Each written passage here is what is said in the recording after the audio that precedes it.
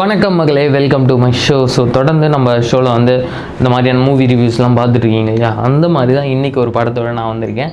So அக்யூஸ்ட்னு ஒரு படம் வந்து ரிலீஸ் ஆகி பயங்கரமாக சக்கப்போடு போட்டுட்ருக்கு. எல்லாருமே கொஞ்சம் பேர் பார்த்துருப்பீங்க, கொஞ்சம் பேர் பார்க்காம இருந்திருப்பீங்க. பட் பார்க்காதவங்க கண்டிப்பாக தேட்டரில் போய் இந்த படத்தை மஸ்ட் வாட்ச் பண்ணுங்கள்.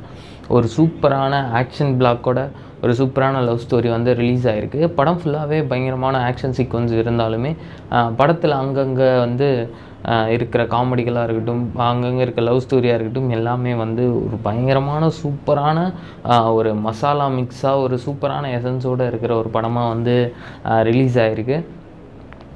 படத்தில் உதயா அவர்கள் வந்து ஹீரோவாக நடிச்சிருக்காங்க. பொதுவாக ஹீரோ நிறைய படத்தில் நம்ம பார்த்துருவோம். பட் இந்த படத்தில் கதையின் கதாநாயகனாக நடித்து ஒரு மாதிரி பயங்கர யூத்தெல்லாம் அட்ராக்ட் பண்ணுற மாதிரியான ஒரு ஸ்டோரியில் வந்து சூப்பராக நடிச்சிருக்காரு. அஜ்மல் ரொம்ப நாளுக்கு அப்புறம் வந்து ஒரு படம் வந்து ஒரு சூப்பரான ஒரு அவருக்குன்னு எழுதப்பட்ட ஒரு கேரக்டரோட சூப்பராக இருந்துச்சு. படம் ஃபுல்லாகவே சூப்பராக இருந்துச்சு. அஜ்மலுக்கு அதை தாண்டி அந்த போலீஸ் கேரக்டர்ன்றது சூப்பராக இருந்துச்சு. நம்ம படத்துலேயே அவருக்கு வந்து ஒரு மாதிரி பயங்கரமாக அந்த கலெக்டர் அந்த அந்த செட்டப்லாம் சூப்பராக இருக்கும் இல்லையா? அதே மாதிரி தான் இந்த படத்துலேயும் வந்து அவருக்கு போலீஸ் அந்த கேரக்டருக்கு ஆப்ட் ஆகிட்டார். பட் அங்கங்கே ஒரு ஏற்றுக்க முடியலையோன்ற லைட்டாக ஃபீல் வந்தாலுமே சூப்பராக இருக்குது. படம் ஃபுல்லாக நிறைய பஞ்ச் டைலாக்ஸ் அதெல்லாம் கொஞ்சம் அவாய்ட் பண்ணியிருக்கலாம். பட் நிறைய பஞ்ச் டைலாக்ஸ் இருக்குது. எல்லாமே கதையோடு இருக்கும்போது கொஞ்சம் கதையை விட்டு வெளில போயிட்டு உள்ளே வந்த மாதிரி இருந்துச்சு.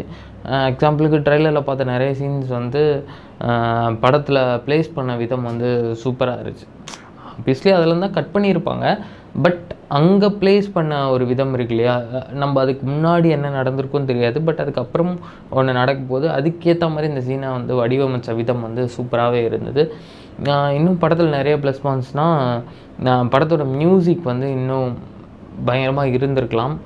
Background மியூசிக்காக okay. பட் பாடல்கள் அங்கங்கே கொஞ்சம் தெளித்த விதம், பாடல்கள் அங்கங்கே கொஞ்சம் தொலைஞ்ச விதம், இதெல்லாம் இருக்கு இல்லையா?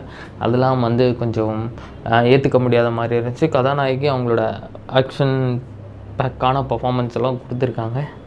ஆமாம், நீங்கள் எதிர்பார்க்குறதெல்லாம் இருக்குது. ஸோ அதை தாண்டி படத்தில் வந்து இன்னும் நிறைய சொல்லிக்கிட்டே போகலாம். ஒரு குற்றவாளிக்கும் ஒரு போலீஸுக்கும் என்ன மாதிரியான ஒரு புரிதல் இருக்கும், அவனை கோர்ட்டுக்கு கொண்டு போய் சேர்க்கறதுக்குள்ளே எவ்வளோ பாடுபடணும் அரெஸ்ட் பண்ணி அப்படிங்கிறத சூப்பராகவே காமிச்சிருக்காங்க. அதை தாண்டி படத்தில் யோகி பாபு சொல்லவே வேண்டாம். அவர் சின்ன படமோ பெரிய படமோ அவருக்கான அந்த காமெடி, அந்த எலிவேஷன்ஸ் எல்லாத்தையுமே ஒரு படி தூக்கி சூப்பராக கொடுத்துருக்காரு. படம் ஃபுல்லாகவே நீங்கள் வந்து இது இருக்கும் அது இருக்கும் அப்படிங்கிறது எதுவுமே இல்லாமல் இந்த படத்தில் ஓகே ஒரு நல்ல கதை பார்க்க போகிறோம், ஒரு நல்ல லவ் பார்க்க போகிறோம், ஒரு நல்ல மியூசிக் கேட்க போகிறோம் அப்படின்ற தாட்டோடு நீங்கள் இந்த படத்தை போய் பார்த்தீங்கன்னா இந்த படம் வந்து உங்களுக்கு வந்து ஒரு ஃபுல் ஃப்ளெஜ்டாக இருக்கும், சூப்பராக இருக்கும். நீங்கள் வந்து எந்த வகையிலுமே ஏமாந்து போக மாட்டீங்க. அந்த மாதிரியான ஒரு படமாக இருக்கும். ஒர்த்தான படம். கண்டிப்பாக தேட்டரில் போய் மஸ்ட் வாட்ச் பண்ணுங்கள். ஏன்னா நிறைய படத்தை வந்து தேட்டரில் பார்க்காம அப்புறம் ஓடிடியில் பார்த்துட்டு இந்த படம் நல்லா இருந்ததே, நம்ம மிஸ் பண்ணிட்டோமே அப்படின்னு ஃபீல் பண்ணுறதை காட்டிலும் அப்போவே ஓடும்போதே போய் தேட்டரில் பார்த்து படக்குழுவும் இன்னும் கொஞ்சம் சந்தோஷமாவாங்க இல்லையா? ஸோ அதுக்கு தான் சொல்ல வந்தேன். ஸோ கண்டிப்பாக போய் தேட்டரில் வாட்ச் பண்ணுங்கள். ஒரு தரமான படத்தை மிஸ் பண்ணுறாதீங்க. ஸோ அக்யூஸ்ட் கண்டிப்பாக தேட்டரில் பார்க்க வேண்டிய படம், மஸ்ட் வாட்ச் இட். ஸோ இதே மாதிரி நான் அடுத்த ஷோவில் நான் உங்களை சந்திக்கிறேன். until then bye from VJ Surya. Tata, bye bye.